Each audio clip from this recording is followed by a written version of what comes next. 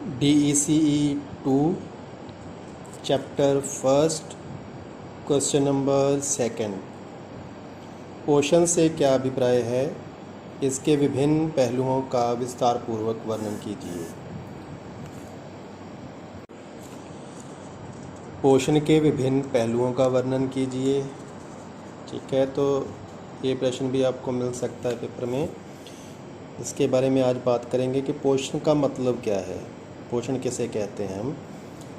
देखिए, पोषण का मतलब सिर्फ हम ये नहीं कह सकते कि हाँ हमारा जो भी विटामिन्स या मिनरल्स हैं या जो भी अच्छे पदार्थ हैं भोजन में वो शामिल होने चाहिए, वो हमने खा लिए तो इससे पोषण हो गया। नहीं, जो भी भोजन हम खाते हैं उसका हमारे शरीर में जाकर पाचन होना और उसके बाद उसमें से अवशोषण होना, अब्जॉर्प्शन जो है उसमें से होती है, उसी से हमारे शरीर को ताकत मिलनी है, उसी से हमारे शरीर को ऊर्जा मिलनी है, अलग अलग तरह के मिनरल्स मिलने हैं, अब्जॉर्प्शन से मिलते हैं। अवशोषण जब होता है आंत में जाकर भोजन का, तो वहाँ से जो भी शरीर को चाहिए चीज़ें वो रक्त में मिलती हैं, हमारे खून में मिल जाती हैं जाकर। तो पोषण का मतलब क्या हो गया कि पोषण शरीर को पोषित करने वाले विज्ञान की एक शाखा है, जिसके अंतर्गत हम शरीर में भोजन के सेवन, पाचन, अवशोषण तथा उपयोग के बारे में अध्ययन करते हैं। तो यहाँ पे इंग्लिश में क्या आ जाएगा, पाचन, सेवन मतलब स्वेलो करना, निगलना, किसी चीज़ को अंदर लेके जाना। पाचन का मतलब होगा डाइजेशन हो गया, अवशोषण अब्जॉर्प्शन हो गया, तथा उपयोग कंज्यूम करना के बारे में अध्ययन है।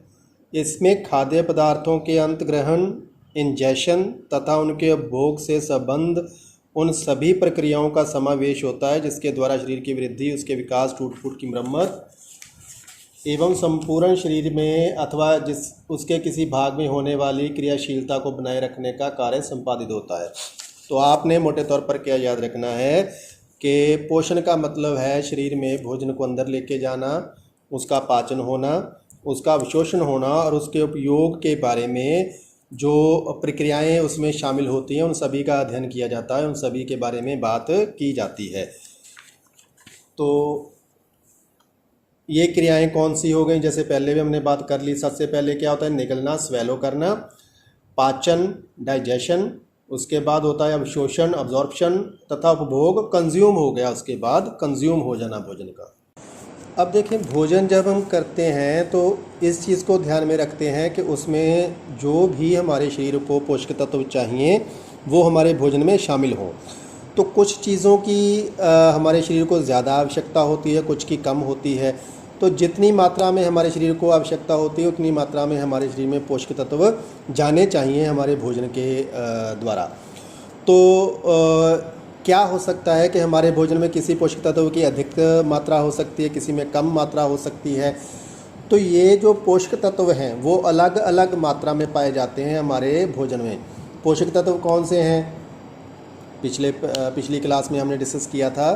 पोषक तत्व कौन से हैं, कार्बोहाइड्रेट्स, वसा, चर्बी, प्रोटीन, विटामिन्स, मिनरल्स, वाटर। ठीक है, तो ये सारे पोषक तत्व हैं। तो ये सारे जो हैं वो अलग अलग मात्रा में हमारे भोजन में होते हैं। तो इनकी आगे दो कैटेगरीज हैं, जो हमारे शरीर में पोषक तत्व पाए जाते हैं हमारे भोजन में, उनकी आगे दो कैटेगरीज हैं। पोषक तत्व दो प्रकार के होते हैं। एक तो होते हैं वृहद पोषक तत्व। वृहद का मतलब बड़ा, ठीक है, इंग्लिश में कहते हैं मैक्रो न्यूट्रिएंट्स। बड़ा याद रखना है आपने, वृहद, बड़ा। तो इससे क्या समझ आएगी आपको कि जिनकी मात्रा भोजन में ज़्यादा होती है। ठीक है, जो हमारे भोजन में बड़ी मात्रा में, ज़्यादा मात्रा में पाए जाते हैं और शरीर के लिए उनकी ज़्यादा मात्रा हमें चाहिए होती है, वो होते हैं वृहद पोषक तत्व, मैक्रो न्यूट्रिएंट्स। ठीक है, वृहद याद रखना है। वृहद का मतलब बड़ा, ज़्यादा। ठीक है, ज़्यादा का मतलब कि भोजन में वो चीज़ें, वो पोषक तत्व जो ज़्यादा मात्रा में पाए जाते हैं और हमारे शरीर को भी उनकी आवश्यकता दूसरों के मुकाबले ज़्यादा होती है। तो ये कौन कौन से होते हैं पोषक तत्व, कार्बोहाइड्रेट्स, प्रोटीन, वसा एवं तेल वृहद पोषक तत्वों की श्रेणी में आते हैं। जो वसा है चर्बी, चर्बी में तेल, तेल तो होता ही है चर्बी में ना। कार्बोहाइड्रेट्स, प्रोटीन, वसा या चर्बी, ठीक है, ये जो होते हैं ये वृहद श्रेणी में आते हैं पोषक तत्व। वृहद में कैसे आते हैं? क्योंकि इनकी मात्रा हमारे भोजन में ज़्यादा होनी चाहिए, इनकी हमारे शरीर को ज़्यादा ज़रूरत होती है। क्यों ज़्यादा ज़रूरत होती है? क्योंकि कार्बोहाइड्रेट्स, प्रोटीन, वसा ये तीनों मुख्य तौर पर एक तो ऊर्जा पैदा करने के काम आते हैं, दूसरा प्रोटीन जो है वो किस काम आते हैं? शरीर के निर्माण में सहायक होते हैं, निर्माण में और वृद्धि में, टूट फूट की मरम्मत के लिए प्रोटीन की ज़रूरत पड़ती है। और इसी के साथ एक और चीज़, अगला तीसरा पॉइंट भी हमने पढ़ा था पीछे जो कल के लेक्चर में, उसमें था शरीर में जो प्रतिरोधक क्षमता देना, शक्ति देना बीमारियों से बचाव के लिए, तो उसमें भी प्रोटीन काम आते हैं। ठीक है, चर्बी जो है वो हमारे शरीर के ढांचे, शरीर का जो ढांचा है, हमारी चमड़ी है, उसके निर्माण के लिए चर्बी की भी ज़रूरत है, वसा की भी ज़रूरत है। शरीर में वसा जो है वो भी एक ऊर्जा का स्रोत है। वसा से भी, चर्बी से भी हमें ऊर्जा प्राप्त होती है। चर्बी वाले भोजन जो हम खाते हैं, जो तैलीय भोजन होते हैं, ऑयली भोजन जो होते हैं, वो चर्बी युक्त होते हैं। तो दूसरे आ गए हमारे पास सूक्ष्म पोषक तत्व। सूक्ष्म शब्द अब तो आपको अच्छी तरह से याद हो गया होगा, DEC 1 में भी हमने बहुत बार किया। सूक्ष्म का मतलब छोटा, कम, ठीक है, इसे बोलते हैं माइक्रो न्यूट्रिएंट्स, छोटे। माइक्रो का मतलब क्या होता है? छोटा। तो छोटे से याद रखना है कि जिनकी हमें कम मात्रा में ज़रूरत होती है और हमारे भोजन में वो पाए भी कम मात्रा में जाते हैं और उनकी हमारे शरीर में भी आवश्यकता कम मात्रा में होती है। किसकी अपेक्षा, किसके मुकाबले? वृहद पोषक तत्वों के मुकाबले। जैसे कार्बोहाइड्रेट के मुकाबले हमारे शरीर में विटामिन्स और मिनरल्स की ज़रूरत जो है वो कम होती है। ऐसे अन्य महत्वपूर्ण पोषक तत्व जो भोजन में अल्प मात्रा में पाए जाते हैं पर शरीर के लिए आवश्यक हैं, सूक्ष्म पोषक तत्व कहलाते हैं, माइक्रो न्यूट्रिएंट्स कहते हैं इन्हें। खनिज और विटामिन सूक्ष्म पोषक तत्वों की श्रेणी में आते हैं। स्थूल पोषक तत्वों के विपरीत, तो ऊपर जो वृहद पड़ा उसे हम और शब्द क्या बोल सकते हैं? स्थूल पोषक तत्व भी लिख सकते हो आप। मानव शरीर द्वारा यह बहुत कम मात्रा में लिया जाने वाले आवश्यक खनिज आहार है। आमतौर पर क्या होता है कि जो इनकी जो मात्रा है पूरे दिन में हमें 100 माइक्रोग्राम के बराबर ही ज़रूरत पड़ती है। तो इसी तरह देखें, जैसे हैं सूक्ष्म पोषक तत्वों में क्या आ जाता है? जैसे लोहा, आयरन, कोबाल्ट, क्रोमियम, तांबा को क्या बोलते हैं? तांबे को क्या बोलते हैं? कॉपर, आयोडीन, मैग्नीज, सेलेनियम, जिस्त बोलते हैं जैसे, और मेलिब्डेनम आदि शामिल हैं। विटामिन कार्बनिक रसायन होते हैं जिनका सेवन किसी प्राणी के अच्छे स्वास्थ्य के लिए आवश्यक है, पर इसका संश्लेषण प्राणी स्वयं नहीं कर सकते, इसलिए उन्हें अपने आहार से प्राप्त करना पड़ता है। तो जो विटामिन्स हैं ना, विटामिन्स पैदा नहीं कर सकता हमारा शरीर, हमारे शरीर में पैदा नहीं होते, संश्लेषण नहीं होता इनका, अपने आप वो शरीर बाहर से नहीं हासिल कर सकता। इसलिए हमारे भोजन जो है, भोजन में ये इन चीज़ों की ज़रूरत होती है, भोजन में ये शामिल होने चाहिए हमारे विटामिन्स। तो जैसे खनिज आ गए, ठीक है, उसी तरह से विटामिन्स आ गए। विटामिन जरूरी हैं हमारे शरीर के लिए। दोनों पोषक तत्व जो हैं वो होते हैं सूक्ष्म पोषक तत्व। तो देखें अभी हमने क्या पढ़ा, अभी हमने ये पढ़ा कि पोषक तत्व क्या होते हैं, ठीक है। फिर हमने ये बात की कि पोषक तत्व जो हैं उनका हमारे शरीर में पहुंच कैसे होती है, भोजन को हम कैसे अपने शरीर में पहुंचाते हैं। फिर उसके बाद आ गया पोषक तत्व की क्रिया,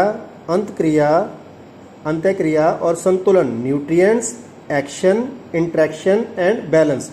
पहले तो हम कर रहे हैं न्यूट्रिएंट्स। पहले हमने न्यूट्रिएंट्स पढ़े हैं कि कौन कौन से न्यूट्रिएंट्स होते हैं, ठीक है। ये आप पूरे भी लिख सकते हो, पहले आप पूरे लिख लो न्यूट्रिएंट्स, फिर उन्हें अलग अलग कर दो कि कौन से बड़े हैं कौन से छोटे हैं, माइक्रो और मैक्रो न्यूट्रिएंट्स, ठीक है। तो मैक्रो न्यूट्रिएंट्स कौन से होते हैं, बड़े न्यूट्रिएंट कौन से होते हैं? कार्बोहाइड्रेट, प्रोटीन और चर्बी, फैट। और माइक्रो कौन से रह गए, छोटे कौन से हैं जो कम मात्रा में पाए जाते हैं शरीर में, और कम मात्रा में वो जब होते हैं होने चाहिए भोजन में विटामिन और मिनरल्स। ठीक है, मिनरल्स में आप लिख सकते हो जितने हमने मिनरल्स पढ़े हैं, आपको पता होना चाहिए हमारे शरीर में कौन कौन से मिनरल्स की आवश्यकता होती है, तो वो आप लिख सकते हो कि कौन कौन से मिनरल्स हैं। ठीक है जी, ये हो गया पोषक तत्व। अब है इनकी अंतक्रिया। अंतक्रिया का मतलब क्या है, इंट्रैक्शन का मतलब क्या है कि जो हर एक पोषक तत्व है उसकी शरीर में कोई ना कोई क्रिया होती है, आगे जाके उसका कोई ना कोई काम है। ठीक है, जैसे हम कहते हैं कि कैल्शियम है, कैल्शियम का क्या काम होता है, कैल्शियम का काम है शरीर में हड्डियों का निर्माण करना। ठीक है, तो उसकी क्रिया क्या हो गई, कैल्शियम की हड्डियों का निर्माण करना। अब कार्बोहाइड्रेट्स हैं, कार्बोहाइड्रेट्स का क्या काम होता है शरीर में ऊर्जा प्रदान करना। ठीक है, बीमारियों से बचाता कौन है, बोलो बोलो, मन में बोलो अपने में, बीमारियों से कौन बचाता है, प्रोटीन बचाते हैं।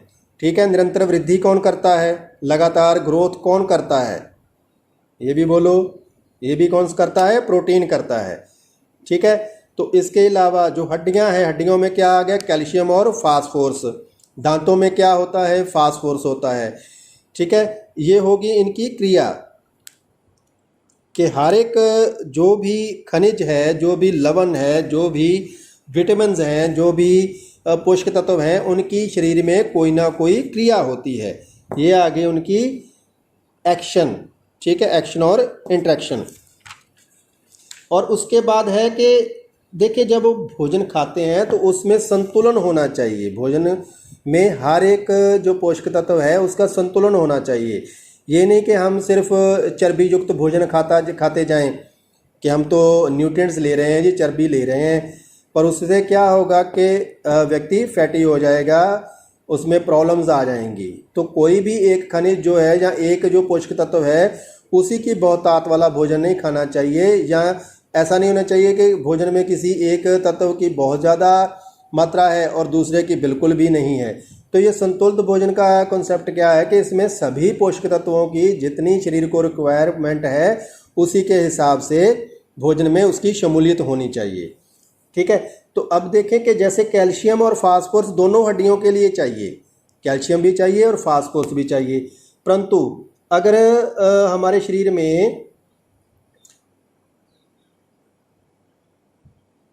शरीर में फास्फोरस अधिक हो जाए तो उससे क्या होगा, यह शरीर द्वारा कैल्शियम के अवशोषण को रोकता है। अगर शरीर में फास्फोरस ज़्यादा हो जाए ना तो वो फिर क्या होगा कि हमारे शरीर में कैल्शियम का अवशोषण, मतलब कैल्शियम हमारे शरीर में लहू में कम जाएगा क्योंकि वहाँ पे फास्फोरस ज़्यादा है। तो इनकी इंट्रैक्शन ऐसी हो जाएगी कि फास्फोरस कैल्शियम को हमारे शरीर में घुलने से रोकेगा। ठीक है, तो इस प्रकार फास्फोरस और कैल्शियम में सही अनुपात ना होने के कारण हड्डियों और दांतों की संरचना और कार्यों पर प्रभाव पड़ता है। भोजन में कैल्शियम, फास्फोरस और अन्य पोषक तत्वों को सही मात्रा में लेकर इस संतुलन को बनाए रखा जा सकता है। इस प्रकार संतुलन शब्द का अर्थ यह है कि शरीर के लिए आवश्यक पोषक तत्व सही मात्रा और सही अनुपात में होने चाहिए। ठीक है, इसी से शरीर को स्वस्थ रखा जा सकता है। तो आपने पहले ध्यान रखना है पोषक तत्व कौन से हैं, फिर हमने देखना है कि पोषक तत्वों को अलग अलग कैसे करना है, हमने कौन कौन सी कैटेगरीज में करना है, फिर उसके बाद हमने ये भी बताना है कि ये अलग अलग पोषक तत्व जो है कौन सी क्रिया करते हैं शरीर में जाके। ये आपका चित्र बना हुआ है इसमें, उसमें आप पढ़ के देख के आप उसको लिख सकते हो कि कौन कौन सी क्रियाएं शरीर में कौन कौन से पोषक तत्व करते हैं। फिर उनकी इंट्रैक्शन आ गई और फिर उसके बाद आ गया कि अगर एक की मात्रा ज़्यादा होगी तो दूसरे के अवशोषण पर प्रभाव डाल सकता है, तो इसलिए हर एक की मात्रा अलग अलग और सही मात्रा में होनी चाहिए। ठीक है जी, ये आपका प्रश्न पूरा हो गया। इसमें से आपको शॉर्ट नोट भी हो सकता है कि आपसे पूछ सकते हैं कि वृहद पोषक तत्व कौन से होते हैं, या सूक्ष्म पोषक तत्व कौन से होते हैं, या पोषक तत्व कौन कौन से होते हैं, उनकी कैटेगरीज क्या हैं। इसके बाद हम आगे एक प्रश्न करेंगे, पोषण और स्वास्थ्य के बीच अंतर संबंध का विश्लेषण कीजिए। इंट्रैक्शन